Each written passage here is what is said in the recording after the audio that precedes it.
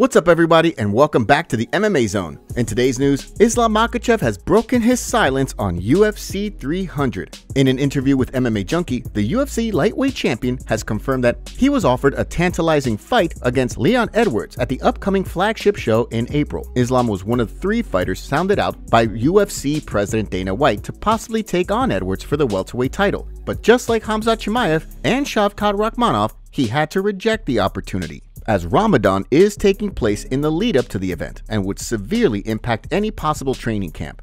I don't have like any small chance to fight in the UFC 300. That's why I'm very upset, man.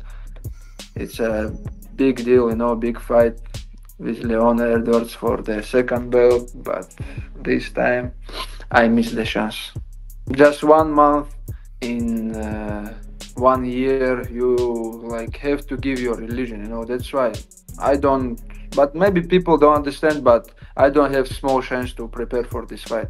If I have, like, believe me, I have small chance, I will try it, but it's not possible. Since winning the title by submitting Charles Oliveira back in October 2022, Makhachev has only been seen in action twice, picking up 2 victories over featherweight champion Alexander Volkanovski. With a traffic jam of title contenders forming behind Leon Edwards at 170, the prospect of Makhachev skipping the queue seems to have caused a little controversy. Edwards' last opponent, Colby Covington, believes the whole story has been fake news from the start and that the UFC has been using the saga over possible main events for 300 to drum up some publicity for Edwards and build his profile.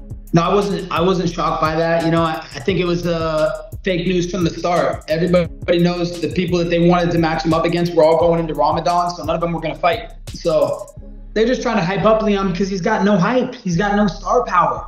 The guy's unoriginal. He's a deadbeat.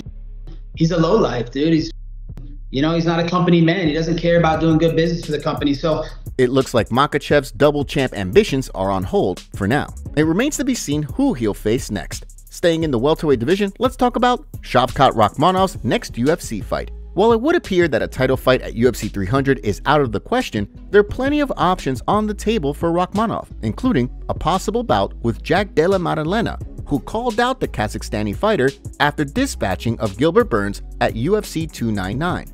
Speaking in an interview, Rakhmonov's manager said, "Logically speaking, the fight against Maddalena is one of our next steps, because if Colby and Usman refuse to fight Shavkat, we're left with only Maddalena. Another option is related to the fight between Belal and Leon. If they're gonna fight soon, Shavkat doesn't plan to fight anytime soon either. We will consider a title fight right away. We have such an option." At 18-0 with 6 straight finishes in the UFC, Rakhmonov is the name on many people's lips when it comes to discussing possible title contenders in the 170-pound division. He's taken out ranked opponents in Neil Magny, Jeff Neal, and Stephen Wonderboy Thompson, and has certainly done more than enough to warrant a title shot or a #1 contender bout. With a host of emerging talents like Belal Muhammad, Jack Della Maddalena, Ian Machado Gary, and Sean Brady populating the top 10, the welterweight division looks to be one of the most competitive within the sport, with a host of mouth-watering fights on the horizon. Also in welterweight news, Michael Venom Page was disappointed after his UFC debut win. MVP got his Octagon career off to a winning start with an impressive unanimous decision victory over Kevin Holland at UFC 299. The Brit looked imperious in Miami and put on a masterful striking display over 3 rounds. However, it would seem he wasn't overly pleased with his work, and he wants to put on a better show for the fans next time out. Speaking on his YouTube channel, Page expressed frustration at what he called a tired performance. Yeah, man, it's annoying because I literally could have done so much better than this. I swear to you, this was not one of my best performances by far. And I don't even mean it as in terms of not being able to knock him down, because I've spoken about that before. Sorry, not knock him down, knock him out, because I think I can. But genuinely, this was almost a tired version of myself, which is weird to say because a dominant performance. So yeah, it's good because it's like, I can't wait to get to 100% myself, because seriously, everyone's in trouble. Page built a reputation as a deadly knockout artist during a 10-year stint with Bellator, racking up one of the most insane highlight reels in mixed martial arts history. He endeared himself to UFC fans with his Undertaker-esque theatrical walkout before the fight with Holland. and despite being 36 years old, looked as fast and dangerous as ever. Going forward, it'll be interesting to see if the UFC plan to move him into an already stacked title conversation at 170 pounds. The top of the welterweight rankings is loaded with talented strikers who would surely make interesting dance partners for MVP, such as Stephen Wonderboy Thompson, Ian Machado Gary, Leon Edwards, and Jack Della Maddalena. Speaking to CBS Sports, Page said, there's talks of me coming back for the UK show in Manchester. That's July, I believe, and I think that's plenty of time for me to come back. Obviously, I got to figure out opponent and so on and so forth. I'm still away on holiday, so I got to get back and speak to my coaches properly. In other news, Colby Covington talks about his next fight. Covington returned to the octagon in December at UFC 296 after almost 2 years out of action, where he lost a unanimous decision to welterweight champion Leon Edwards. At 36 years old, many have speculated that his time at the top of the division and headlining pay-per-view cards may be a thing of the past. Not so, says Colby. I gotta get healthy, that's the most important thing. 3 breaks on my foot, you know it still gives me a little trouble. A little soreness today, so you know my timeline. I gotta get healthy first. Like I said before, it doesn't matter who I fight. I'm getting paid big because I'm just a superstar in this sport and the biggest draw in the welterweight division, so I can fight anybody. I will get healthy, and by this summer, I'm sure I'll be headlining or co-headlining a big pay-per-view event, doing good business for the UFC like I always do, but I will need to be healthy, and that's the most important thing. Chaos made headlines this week when he took to social media to call out Ian Machado Gary. Ian Gary, you translucid cuck. You wanted my attention? Now you got it. Everybody knows why you want to fight me, Ian. I'm the biggest star in the division. It's big city, bright lights, and the most attention and eyes you're ever going to have on you when it fight. But everybody knows, Ian, you missed your chance. You had your chance in December to step on the same stage as me and have a microphone and say whatever you want to say to me. But you were scared. You were scared of what I was going to say to you, and you got the sniffles, and you cried your way out. That was just a taste of what I could do to you, Ian. Covington seemed to relish in sticking the knife into Ian Machado Gary in the lead up to UFC 296 in December, given that Gary and his wife Layla were the subject of intense social media scrutiny at the time. After his victory over Jeff Neal in February at UFC 298, Gary called for Colby Covington next. Circling back now to the fallout from UFC 299, Benoit Saint-Denis has sent a warning to Dustin Poirier. The God of War came into his fight at UFC 299 full of confidence. A run of 5 consecutive stoppage victories since moving to lightweight raised a lot of eyebrows and convinced the matchmakers to slide him into a prestigious co-main event opposite Dustin Poirier. While he had a strong first round and looked to be more than a match for Poirier, he ultimately failed to stay the course as the Diamond found his range and picked a second-round knockout win. In the aftermath of the event, it emerged that the Frenchman had been dealing with staph infection in the run-up to UFC 299 and had been taking a course of antibiotics, which he says severely impacted his physical conditioning on fight night. In a social media post this week, Saint-Denis has vowed to return and gain revenge over Poirier. He said, "I fought completely dehydrated. Frustration is huge, but it's hard to judge when to cancel such an opportunity." He added, "I'm going to get back to work and fix some things that can't be neglected and never give you a shadow of myself again. God tests us in so many ways. I'm blessed to be well surrounded and have tremendous support. It's up to us to show you the BSD of the last fights when I return and earn my revenge against this Louisiana guy."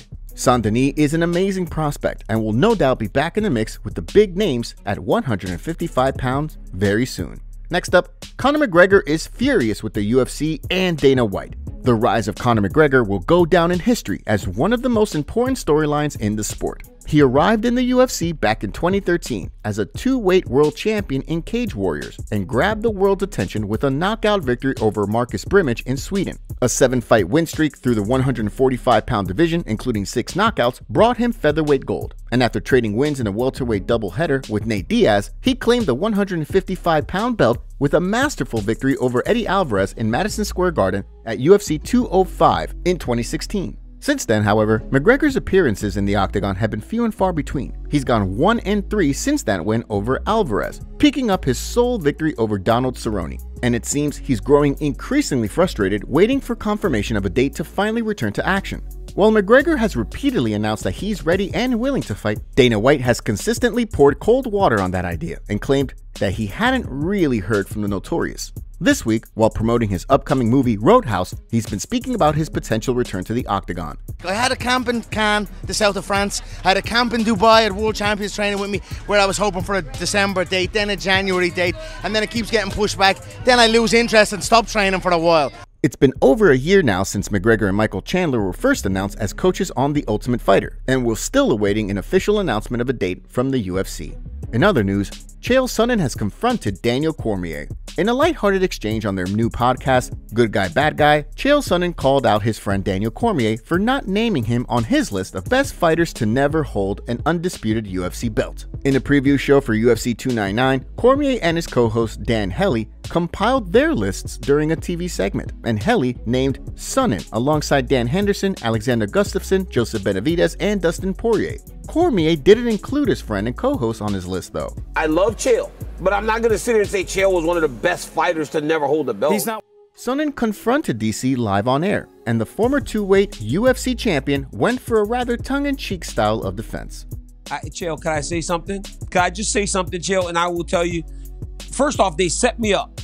And then when you look at it very closely. There's a thing called AI, right? And it almost takes your voice and says things for you. And that wasn't me, Chael. That wasn't me. You once said, are you going to believe me or your lying eyes? Look at your boy up there, Chael, getting played by the AI. That's not me. That's AI over my voice. They played me, Chael. I would never do you like that, my brother. I promise you, Chael. It's AI. It's AI. Sonnen's defeat to Anderson Silva at UFC 117 back in 2010 remains one of the most memorable moments in the history of the sport. He beat Silva comfortably both on the feet and on the ground over the first 4 rounds, before being submitted in the last 2 minutes of the 5th round to narrowly miss out on winning the middleweight title. What do you guys think? Does Chael Sonnen make the top 5 on your list? Let us know in the comments below. Paddy Pimblett reveals sad news. In a recent video he uploaded to his YouTube channel, Paddy talks about his injuries leading up to his last fight and when he wants to fight next. Here's what Paddy had to say. Yeah, I went into that last fight injured, but just never said nothing, just got on with it. Come back in the gym, training in the new year, shoulders were still sore even after 2 or 3 weeks off, so I got them looked at, had an MRI on both and I put a tear in both shoulders. So all I've done for the past month is like lots of kicking, as usually a couple of months ahead, and then we'll get a fight sorted. I seen something the other day on Twitter. I'm meant to be fighting Renato Moicano in UFC 301, fighting that soon. Won't be fighting until like June, July, you know what I mean? We'll see when I do end up fighting, but that is who I want next. Renato Moicano, money Moicano, you owe me money, lad. I'm coming for you, little sausage. Michael Chandler sends a warning to Islam Makhachev after he mentioned Chandler in an interview recently. Islam said that Chandler shouldn't be waiting and is dreaming of his payday. Michael Chandler took to Twitter to address the champion and send him a warning. He said, "Thanks for the unsolicited advice, Islam Makhachev. I sleep just fine at night. I have a plan and you're part of it, champ." Top comments. Imagine talking about greasing in a fight that had no grappling. Chito Def, one of the dumbest fighters in the UFC. Chito's very salty he got beat for 25 minutes straight. Cumshot is a salty little fella on times. The hype train's over and no one cares. Couldn't finish Gilbert or Usman. Khamzat ain't happy a 36-year-old Usman took him 3 rounds and almost beat him, and that don't sit well with Boers. Khamzat fights once a year. He's not allowed to fight in America. He ain't fighting anytime soon unless it's Abu Dhabi. The hype train is over. Make sure to leave a comment and you might get featured in our next video. Thanks for watching. If you enjoyed, make sure to subscribe and turn on notifications to never miss any MMA news. Check out our video from yesterday if you missed it. See you tomorrow.